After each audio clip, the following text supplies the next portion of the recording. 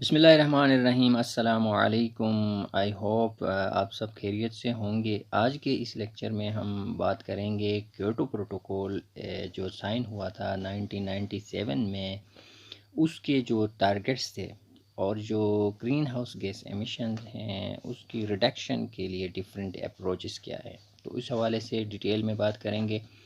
जैसा कि आप सब जानते हैं कि जो एमिशन रिडक्शन टारगेट्स हैं उसको कम करने के लिए जो अप्रोच हम यूज़ करते हैं वो वेरी करती हैं फ्रॉम कंट्री टू कंट्री। इसमें ये था कि कुछ जब साइन हुआ था क्योटो प्रोटोकॉल इन 1997 में, तो उसमें जो डेवलप्ड कंट्रीज़ हैं और डेवलपिंग कंट्रीज़ हैं, फिर फ्रॉम कंट्री टू कंट्री अपने हिसाब से उन्होंने अपने टारगेट्स रखे थे कि वो जो एमिशंस हैं ग्रीन हाउस गैसेस के उसको कैसे कम किया जाए उसके लिए अपने हिसाब से, अपने कंट्री के हिसाब से अपने लिए उन्होंने फार्मूलेट किए एमिशन रिडक्शन टारगेट्स को कम करने के अप्रोच को। तो और जैसा कि आप सब जानते हैं कि क्योटो प्रोटोकॉल जो कंट्रीज़ ने उसको उसमें शामिल थे या जिन्होंने पार्टिसिपेट किया था, उनको फार्मूलेट करने की ज़रूरत होती है या पब्लिश करने की ज़रूरत होती है their individual national implementation plans, that is to state their goals and how these are being achieved. ठीक है, जैसे कि मैंने पहले कहा था कि हर कंट्री को अपने इम्प्लीमेंटेशन प्लान्स बनाने की ज़रूरत होती है जिसके तहत वो अपने हिसाब से अपने जो एमिशन रिडक्शन टारगेट्स हैं उनके गोल्स को अचीव करते हैं। जैसा कि अगर हम यूनाइटेड किंगडम की बात करते हैं तो they agreed to reduce their greenhouse gas emissions 12.5% below 1990 levels by the end of 2008 to 2012। UK इस पे एग्री हो गया था कि वो अपने ग्रीन हाउस गैस एमिशंस को उसकी लेवल को 12.5% बिलो 1990 लेवल तक लेके जाएगा 2008 टू 2012 तक। सिमिलरली अगर मोर एम्बिशियस डोमेस्टिक हम गोल की बात करें तो फिर यूके ने ये भी प्लान किया था कि वो अपने CO2 की जो एमिशंस की कंसंट्रेशन है उसको 20% बिलो 1990 लेवल तक लेके जाएगा बाय द एंड ऑफ 2010। ठीक है, ये जो क्योटो टारगेट्स थे उसमें हर कंट्री का अपना इम्प्लीमेंटेशन प्लान्स और अप्रोचेस थे कि वो किस तरह ग्रीन हाउस गैस की एमिशन की कंसंट्रेशन को स्टेबलाइज करें। अपने हिसाब से उन्होंने अप्रोचेस यूज़ किए। सिमिलरली जो दूसरी कंट्रीज़ के अप्रोचेस हैं वो भी जो है अपने ग्रीन हाउस गैसेस की स्टेबलाइजेशन को अचीव करने के लिए मुख्तलिफ हैं एक कंट्री से दूसरी कंट्री के। सिमिलरली अगर हम अप्रोचेस की बात करें, meeting emission reductions mandated by the Kyoto protocol, जिस तरह अगर हम क्योटो प्रोटोकॉल की बात करते हैं जिसमें जो मैंडेटेड था यानी कि कंट्रीज़ ने प्लेज किया था कि अपने एमिशन रिडक्शन को कम करेंगे, तो उसके जो अप्रोचेस हैं उसमें मुख्तलिफ हैं, डिफरेंट अप्रोचेस हैं। फॉर एग्ज़ाम्पल इसमें टैक्स इंसेंटिव्स हैं, voluntary incentives, emission trading, carbon sink credits and clean development mechanism. These are some of the approaches through which different countries who are the signatories of Kyoto Protocol, they are using these approaches to reduce their greenhouse gas emission concentration.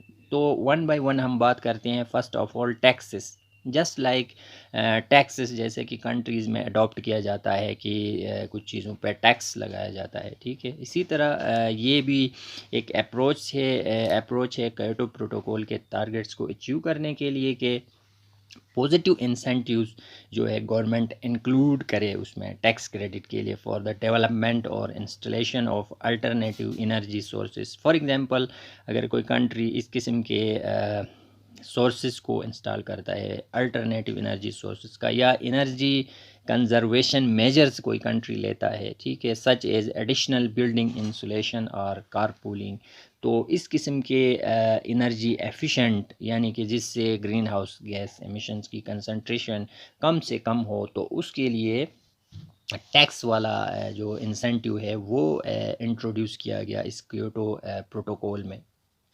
फिर है voluntary incentives, ये भी एक approach होती है कि green house gas emissions के targets को अचीव करने के लिए हर कंट्री के हिसाब से ग्रीन हाउस एमिशंस को कम करने के लिए क्या करते हैं, वॉलंटरी मार्केट बेस्ड इंसेंटिव है, जो कि labelling house hold appliances with energy stars rating.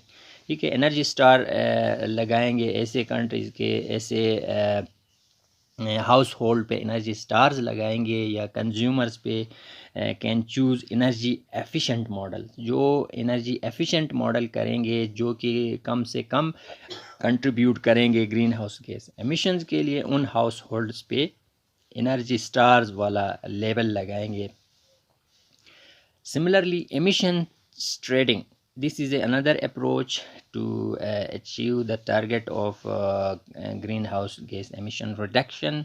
जैसे कि 1990 में यूएस ने ये प्रपोज किया था एक ग्लोबल मार्केट का। ठीक है, ग्लोबल मार्केट के लिए एक उन्होंने प्रपोज किया था कि वो क्या करें, वो ये करे कि एक free trading in carbon emissions का। ठीक है, जिसमें हर कंट्री जो है एलोकेट करेगा CO2 और greenhouse gas emission quota, या उसको फिक्स करेगा नंबर ऑफ कार्बन क्रेडिट्स पे। ठीक है, वो कार्बन क्रेडिट्स फिक्स होंगे उसके लिए। इसमें क्या होगा कि let's suppose if a country X can show that it has emitted less than its quota. For example emissions जो है ट्रेडिंग के जो क्रेडिट्स हैं वो फिक्स हैं। अगर कोई कंट्री कम जो है अपने एमिशंस करता है, जो एक लिमिट होती है उससे, देन ये क्या करेगा, it can sell excess credits to another country, दूसरे कंट्री को ये सेल कर सकता है। This is the emission trading. ठीक है, इससे क्या होगा, इससे भी एक एमिशन रिडक्शन को कम करने के लिए एक अप्रोच है ये भी। Similarly if a country X really needs to emit more, it can purchase credits on an open global market. ठीक है, अगर एक कंट्री ने कम जो है एमिशंस को रिलीज़ किया, दूसरे कंट्रीज़ ने ज़्यादा रिलीज़ किए, एक्सेस किए, तो वो दूसरे कंट्रीज से उसको परचेज कर सकता है। This is the emission trading.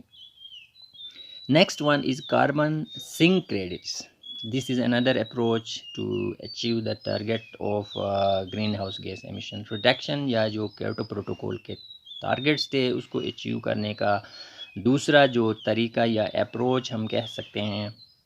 इसमें क्या था कि अगर कार्बन क्रेडिट्स को कंसीडर किया जाए कि a part of an international emissions allocation strategy, then क्या होगा, कुछ कंट्री ने आर्ग्यू किया कि a country current forest area, और जिसका for example already forest area बहुत ज़्यादा है, या उन्होंने एनुअली जो है बहुत ज़्यादा ट्री को उन्होंने प्लांटेशन बहुत ज़्यादा की, तो उसको क्या किया जाए, should be subtracted as a carbon sink, उसको कार्बन सिंक के तौर पर उससे सब्सट्रैक्ट किया जाए, and that amount should be added to their carbon allocation. ठीक है, ये भी एक अप्रोच था कि अगर फॉर एग्जांपल किसी कंट्री के पास ऑलरेडी फॉरेस्ट एरिया बहुत ज़्यादा था, या उन्होंने ऐसी स्ट्रेटजी अपनाई कि उन्होंने अपना फॉरेस्ट कवर बढ़ाया, फॉरेस्ट एरिया बढ़ाया, यानी कि कार्बन सिंक्स होते हैं फॉरेस्ट, तो उससे क्या होगा, ये एक ज़रूरी उन्होंने समझा कि अगर उनका ऑलरेडी फॉरेस्ट ज़्यादा है, या उन्होंने प्लांटेशन के थ्रू अपना फॉरेस्ट एरिया बढ़ाया है, तो उनके जो एलोकेशन होती है कार्बन क्रेडिट्स की,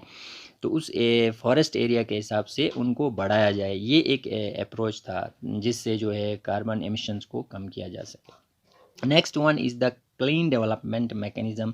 ये बेसिकली डेवलप्ड कंट्रीज़ के लिए वो रखा गया था उनके टारगेट्स में, डेवलपिंग कंट्री के लिए ये नहीं था।